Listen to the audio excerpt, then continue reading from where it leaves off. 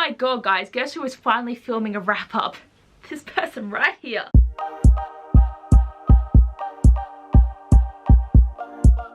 Oh my god, I haven't filmed a wrap up for 3 months because I haven't been reading a lot and I am just lazy, because you can clearly see because I barely upload 1 video a week now. But I'm excited to film a wrap up, but I'm also freezing. This is why I'm in like a lot of layers and I just killed myself there, but I'm in a lot of layers. I wore this jumper a couple of weeks ago, but like I literally live in the same things. So now that I have like 4 new jumpers, I'll probably just rotate between these 4 hoodies. So that's what you're probably going to get from me. But I have a wrap up for the month of March, April and May. I have 8 books to show you. So like 8 books over 3 months is abysmal. Like, I'm just mad at myself because I'm already like 14 books behind on my Goodreads thing, because I was like, yeah, I can read 52 books, a book a week. I clearly can't, and I am stressed about it. I've read 11 books so far this year and we are nearly halfway through the year. Like, I'm not catching up and I am so concerned about it that I just have to block that shit. But I'm going to show you my wrap up, so let's get into it. So the first book I read in March was A Court of Silver Flames by Sarah J Maas. So this is a thick boy. Like, this is definitely a book that I'm glad I got through. And for me, I do feel like I got through this book relatively quickly, even though it took me nearly 3 weeks to read. But again, thick book, and I have a whole entire reading vlog that is 1 hour and 7 minutes because I don't ever shut up, which you guys also would know. But I try to edit down that video as much as possible. I had like 3 hours of footage, but I just have no chill around Sarah J Maas books. This is why I would never do reading vlogs for Cassandra Clare, because I am just a mess. Like, I have to just film a review, and even at that point those reviews are always over 20 minutes long. But I really enjoyed this, and all my thoughts are in that video if you actually want to go into that. You know, you have a whole day just to watch me talk about this book and all my theories. But I really had fun with this. I really appreciate Nesta Moore as a main character now. She is kind of dear in my heart. Cassian was always dear in my heart, and like their relationship and everything was like okay, it was fun. There's a lot of like, you know, adultness happening in this book that I wasn't prepared for, because like, yes, I know this was an adult book, but the other books in this series were very tame compared to this book, which is funny because chapter 55 of Aftermath is like got some shit going on too. But I enjoyed this, but I feel like this book would have been cut down a lot without the smut in there as much. And I also just like sometimes really don't like Cassian and Nesta as like a relationship, but then I also think it's cute.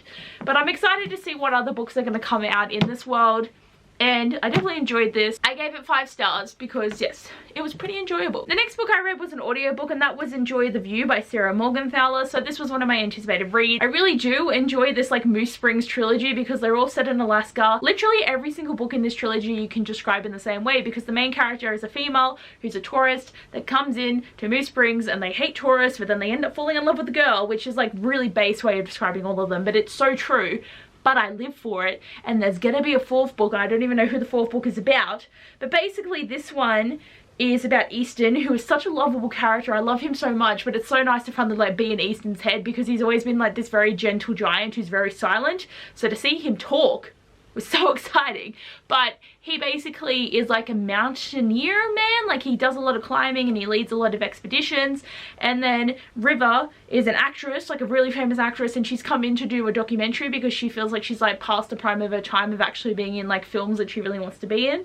So they climb up Mount Vale, and it's just all about them being on the mountain with a couple other people. And I really did enjoy it, but I also thought River was really annoying because like she just didn't listen to a lot of the things that Easton was saying. And like, yeah, you might have like rock climbing experience, but girl, like, you're climbing up a mountain in the snow. And there were so many times that I was just so frustrated because she made dumb decisions, and I'm like, girl, you can literally die because you like unclip from a line, or if you go over here a little bit, or if this happens. And like, everyone got so injured in this climb, and Easton got so frustrated, and I feel for you.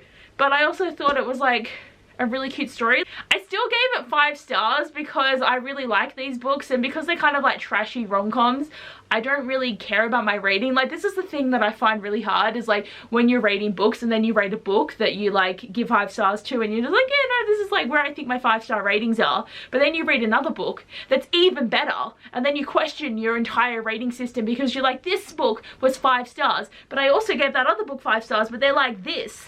So it's like the different extents of 5 stars, and I do change my rating sometimes, but I try not to because then I question everything. The next book I I read was Get a Life, Chloe Brown by Talia Hibbert.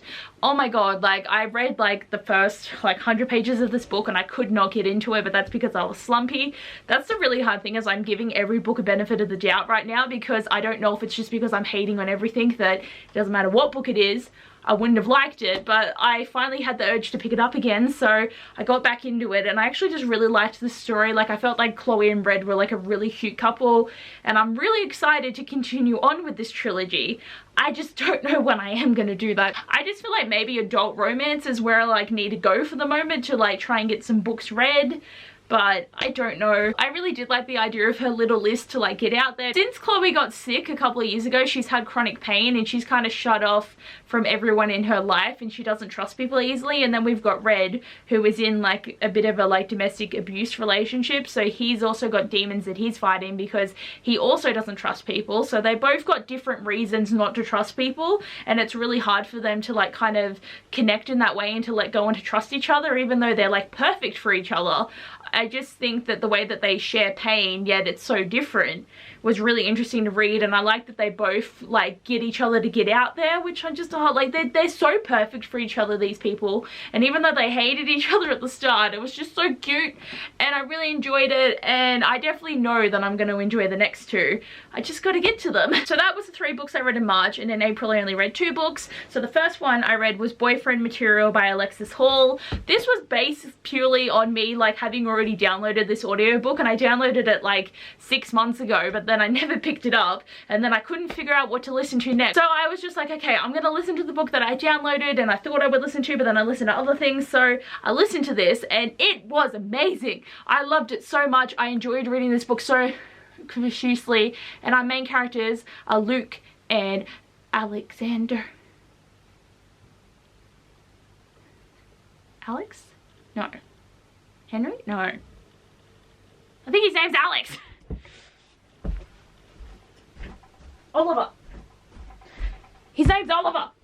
Okay, his name's Oliver. Why did I forget that? I went to go Google it and I like literally remembered it's Luke and Oliver. It does give me red, white and royal blue vibes, because with the same situation, not that they're like, well, I mean, Luke's famous because his dad's like in a band like ages ago, and he's making a comeback now. But basically it reminds me of the same thing, because with Henry and Alex, they have to like have this fake friendship that evolves into a relationship, but then with Luke and Oliver, they have to pretend to date because Luke is getting like some really bad rep at his like workplace because he's not the right type of gay, and he needs to try and be like more of a like normal person and try to have like a suitable boyfriend and a suitable partner. And I'm not making that sound great, but that's literally how awful some of the people that he works with are. So he has to try and like look like he has a standard normal life even though he is still gay. Like that's literally the way they describe it. It's like, you're not the right type of gay we're looking for. And I'm just like, It was so painful to read, but I understand what the author was doing, and I think she did a really great job of like having it that these people suck, and Luke thinks they suck too, and Oliver thinks they suck too. And then Oliver, his situation is he wants to have a partner that he can bring to his family's anniversary, but like Oliver is like, you know, he seems like the perfect guy, but he actually has so many demons and so many things that he's controlling of and so many things that he doesn't trust in people. So he's a small little bean. And I do feel that the way that I would describe this book is you have the disaster gay and the anxious gay that come together, and I do feel the same way because Alex and Henry kind of have that same vibe as well. So I keep like comparing them, but they did give me similar vibes, and it was so cute to read another book that kind of reminded me of Red, White and Royal Blue, because that's one of my favorite books. So it was nice to have all these little like, you know, things that just gave me the same vibes. But also fake dating, it is my favorite. I'm so chaotic right now trying to get my thoughts together for this book, but I really loved it so much. It's honestly my favorite book I read so far this year. Out of the 11 that I've read, it is the top book. And then I read Bookish and the Beast by Ashley Posden, and this was for the Because We Can Disney version. I read half the book, so I didn't do a great job, but I finished it, which I'm proud of.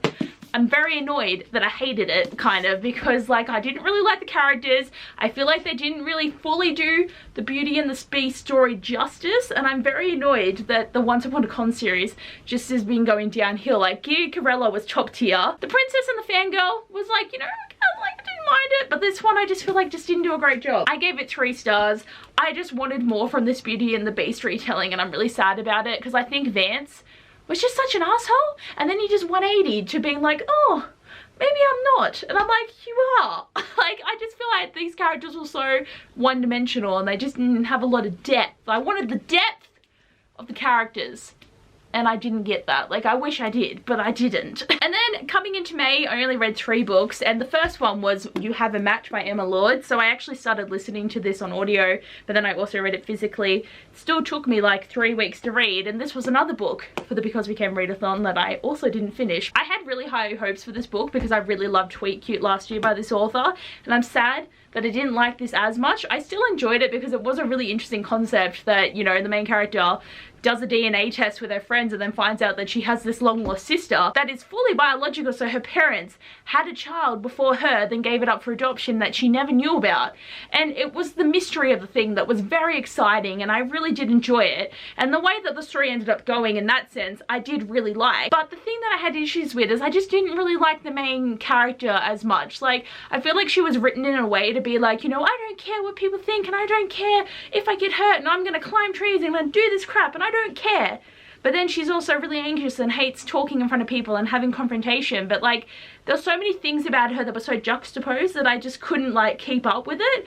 And I did really like Savannah. Like, she was a cool character as well, but the way that they also wrote her is like, oh, I'm this really cool Instagram model, but I'm actually anxious all the time. There's so many ways that they can write these stories so that they're actually done really well and really embody the characters. But when it's just chucked in there and you're like, there's no reason for that, there's no development here for that, I didn't really like. But I also enjoyed the romances on both sides, even though it was really only the main character's, I'm trying to remember what the main character's name is, and literally her name's Abby. I should remember because it's my name.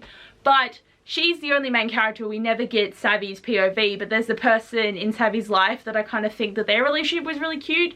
Abby's main relationship wasn't my favorite because it kind of was like weird, I thought. But I still gave this book 4 stars because I do remember having like, you know, nice feelings of the mystery, but there's just some character things that I just didn't like. Next, I read Shipped by Angie Hockman. This was another anticipated read.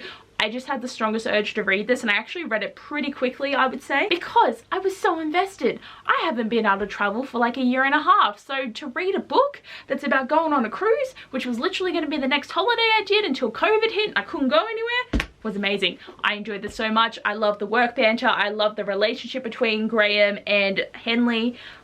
Like, it was so good. I had so much fun with this. I really want to go on a cruise now. Still can't, but I know it's the next thing I want to do. Hopefully, if everyone gets vaccinated and everything works out and they open borders again, but who knows when it's going to happen. But basically with this book, Graham and Henley are both vying for the same position and a promotion, and basically the way that they get the job is they both have to go on this cruise and think of a proposal that they can bring to the company, and whoever has the best proposal gets to go up into this position. And they both kind of don't like each other, even though Graham kind of has always liked Henley and she's always kind of hated him, but she misunderstood him. Graham's actually such a sweetheart, and I know that it's meant to be hate to love and I probably shouldn't say this, but he's such an adorable little bean, and like, I love the romance like so much. And I know it's hate to love, but you kind of expect it. You kind of expect it to happen.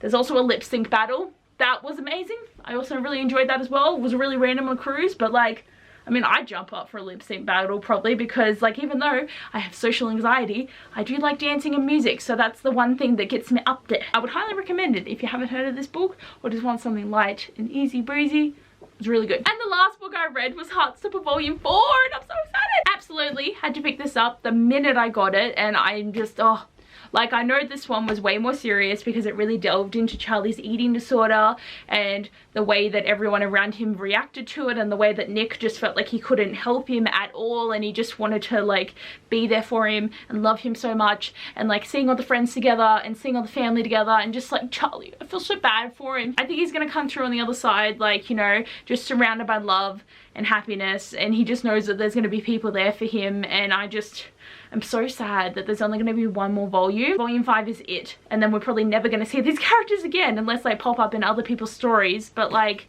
these boys are so adorable, and I just love the fact that this is such a soft story, and there's literally not a lot happening, but I'm so invested because they're just beautiful. And I really need to pick up Solitaire because I know that they're side characters in that book, because Tori, who is Charlie's sister, is the main character in Solitaire, so she like finally gets the spotlight. And I also feel that like this has also lined up with where Solitaire kind of is, and I'm excited because I want to know what Solitaire's about. Like I need to know the goss, I need to know the background of like what's happening there. But it's very cute. And I just love these comics so much. Oh my god, I feel like I'm all over the place with filming this video today. I was just like very calm before I started filming. I was actually just like chilling in front of my fire, contemplating if I wanted chocolate. And then I start filming and I'm like, bleh! Like I have no chill apparently today, no chill. Well anyway guys, that is all for today's video. I would show my little board thing, but it's been 3 months, so I've actually wiped it off. The last 3 months I don't think I've bought any books online. I only got 2 pre-orders that turned up, and then I won a book for the Because We Can Readathon. I'm gonna film a book haul next week. I have a book haul literally from books from December to now. It's not that many, so like I've done really well, but I just find that I actually don't feel the need to buy books because I'm not excited about anything, which is really great feeling. But like honestly, I do have anticipated reads, but there's no part of me that's like I need them right now. So this is kind of good. I'm on a book buying ban without even enforcing it because like I just don't care. But yeah, so I will have a book haul that I'll film next week. Filmed a wrap up. Don't know when my next wrap up's going to be because if I don't really read that many books, then I don't see the point in a wrap up. I used to literally do wrap ups monthly, and if I didn't do one I felt really weird. That's gone now. But anyway guys, thanks for watching. I hope you enjoyed, and I will see you guys next time. Bye.